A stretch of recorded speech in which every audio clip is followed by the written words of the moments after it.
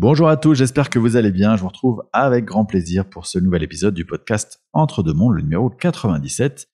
Et dans ce podcast, je vous présente ma compréhension de thématiques en lien avec la spiritualité, mes croyances personnelles donc, évidemment issues de mes lectures, de mon éveil spirituel, de mes entretiens avec des personnes éveillées également, mais aussi et surtout de ma pratique d'hypnose transpersonnelle, qui est donc mon métier, et qu'une hypnose qui appartient aux hypnoses dites régressives ou spirituelles. Habituellement dans ce podcast, je vous parle principalement de l'invisible, et cette fois on va faire une petite exception pour vous parler du monde de la spiritualité, du business qu'elle peut représenter, et des dérives qui y sont associées.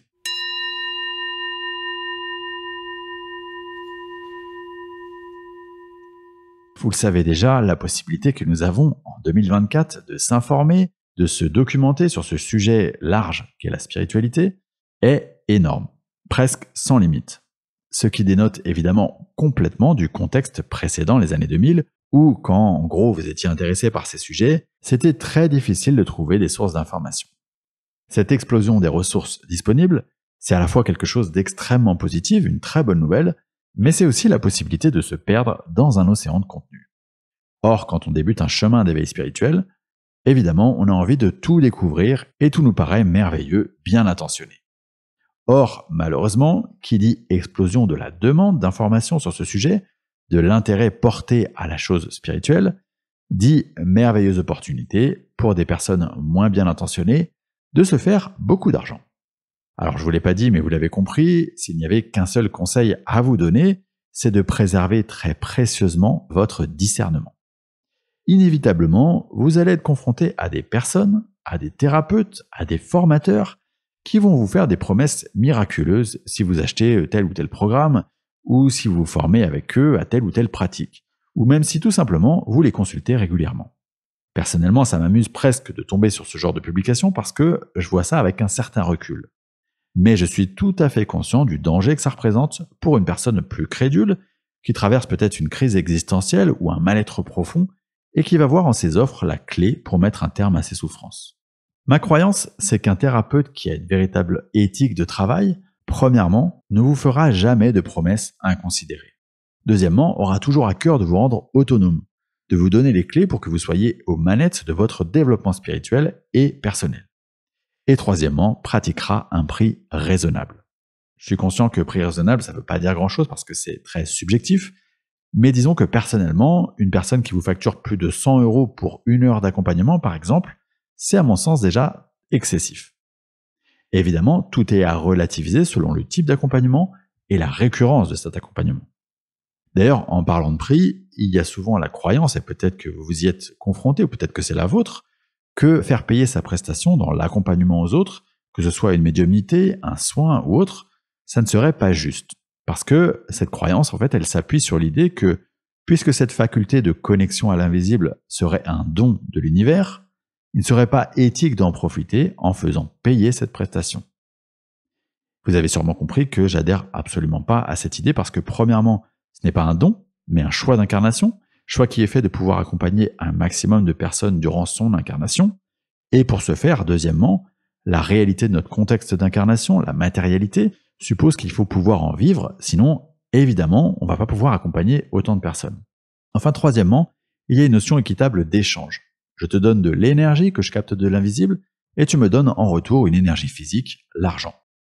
Dans les autres dérives liées au business du monde de la spiritualité, il y a celles qui concernent le monde des thérapeutes et des promesses que peuvent leur faire des sociétés ou des personnes qui ont construit de magnifiques modèles de stratégie marketing et commerciale qui vont vous promettre d'atteindre tel ou tel chiffre d'affaires, tel nombre de clients par semaine si vous acceptez de payer leur formation.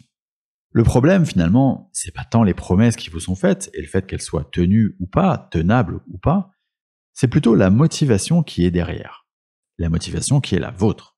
Parce que ces sociétés, ces personnes, elles sont évidemment habiles, elles ont bien compris que pour vendre leurs solutions, elles devaient appuyer sur un levier essentiel qui est la peur.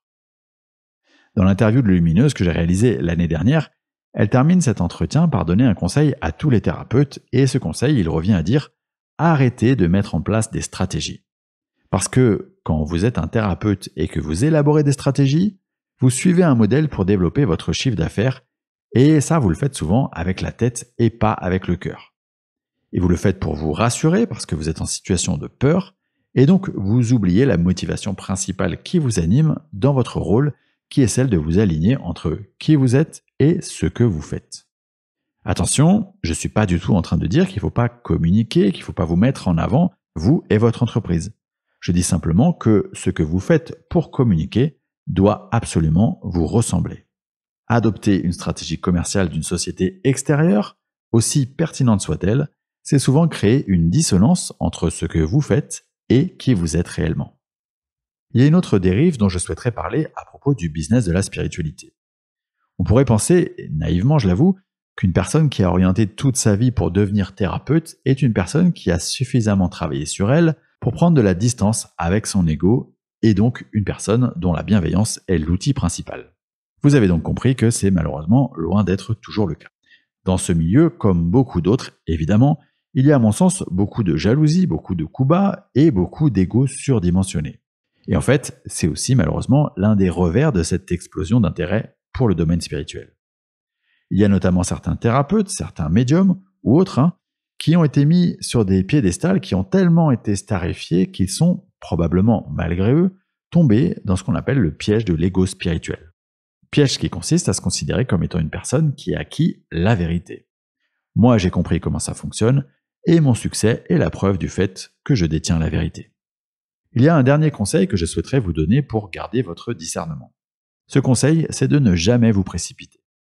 Qu'il s'agisse de se faire accompagner d'une manière ou d'une autre par un thérapeute, d'acheter une formation ou que sais-je. Ce qui nous fait nous précipiter, ça peut être parfois une bonne intuition, mais ça peut aussi parfois être nos peurs. Prendre le temps de se renseigner sur la personne ou la pratique que vous envisagez, c'est une sorte de garantie que vous vous offrez de laisser mûrir cette idée et de voir si, avec le temps, vous vous sentez toujours aligné avec cette personne ou avec cette formation par exemple. Le grand avantage que nous offre ce monde de l'information surabondante, c'est qu'il est maintenant très facile de pouvoir se renseigner sur les personnes, sur les pratiques, de pouvoir consulter une vidéo, des témoignages, et au final de construire son propre ressenti sur la compatibilité que vous aurez avec telle énergie. Et c'est aussi, je ne vous le cache pas, l'une des raisons pour lesquelles j'ai décidé de dédier la moitié de ce podcast à des interviews de thérapeutes, quels qu'ils soient. Ces thérapeutes sont des personnes que je n'ai pas choisies au hasard, je me suis tourné vers elles parce que j'ai confiance en leur éthique. Alors pour terminer cet épisode, et une fois n'est pas coutume, ce n'est pas un extrait de séance d'hypnose transpersonnelle que je vais vous diffuser, mais plutôt un extrait de l'interview menée l'année dernière avec Lulumineuse, dont je parlais tout à l'heure, et durant cet épisode et à la fin de l'épisode, elle nous donne un conseil précieux en ce qui concerne la manière d'offrir au monde ce que nous avons à proposer. Quant à moi, je vous remercie infiniment pour votre fidélité et je vous dis à très bientôt pour le prochain épisode du podcast Entre deux mondes, podcast qui abordera le sujet du clair ressenti.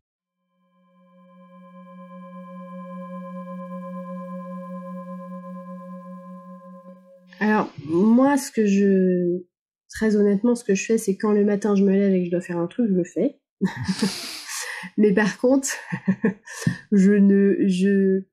je vais pas parler de mes outils parce que je vais te dire un truc, c'est que étant donné qu'on est tous des antennes et que le plan universel est tous simplement un plan de résonance vibratoire, eh bien, je fais en sorte que sur l'étalage, il y a ce que j'ai créé, d'accord, ça c'est ok, mais par contre, les gens, ils doivent être libres d'aller choisir, d'aller voir, d'aller... Et donc, j'en parle jamais vraiment de ce que je fais. Parce que si les gens doivent aller passer par Xavier, il faut absolument qu'ils passent par Xavier et surtout pas par Lulu. Parce que tu vois, si on hameçonne les gens, et ça, c'est, j'espère que beaucoup de gens vont comprendre ce que je vais raconter là. N'hameçonnez pas les gens dans votre fréquence vibratoire parce que ce ne serait pas forcément juste pour eux. C'est pas bon de faire ça. Vous devez proposer, mais pas essayer d'attirer les gens en leur promettant des choses et en disant ça va te changer ta vie, tu vas trouver la clé ici. Parce que vous n'êtes pas forcément la clé de quelqu'un. Et moi, je préfère dire aux gens, écoutez, vous êtes en face d'un énorme buffet, il y a énormément de choses, allez vers ce qui vous attire, vous, à ce moment-là, dans cet instant-là de votre vie. Vous voyez, moi, à force de proposer des choses, j'ai eu des témoignages qui sont géniaux. C'est-à-dire Lulu, la première fois que je t'ai entendue, je me suis dit, elle est complètement perchée, celle-là, elle est complètement folle dingue. Elle raconte n'importe quoi. Je supporte pas ce qu'elle dit. Voilà. Elle est tarée. Elle va trop loin. Et finalement, des années après, ces mêmes personnes qui me disent, en fait, moi, je rejetais en bloc tout ça, je n'étais pas prêt. Donc, n'investissez pas votre temps à hameçonner les gens. Il faut pas faire ça. Et laissez l'univers s'occuper justement de diffuser ce que vous êtes et ce que vous faites. Et occupez-vous simplement de la partie de créer. Je sais très bien qu'il y a des gens qui vont me dire, bah oui, mais si on diffuse pas, après on se fait pas connaître. Et je sais, moi-même, tous les jours, on croit que je suis une passerelle pour parler de tout ce que fait Pierre, Paul ou Jacques. Mais je vous assure que vous vous levez le matin, vous faites exactement ce que vous avez envie de faire.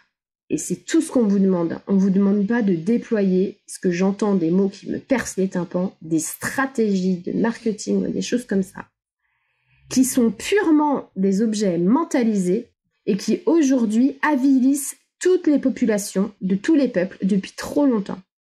Laissons l'humain dans son propre chemin initiatique, s'abreuver à la source qui sera porteuse pour lui-même.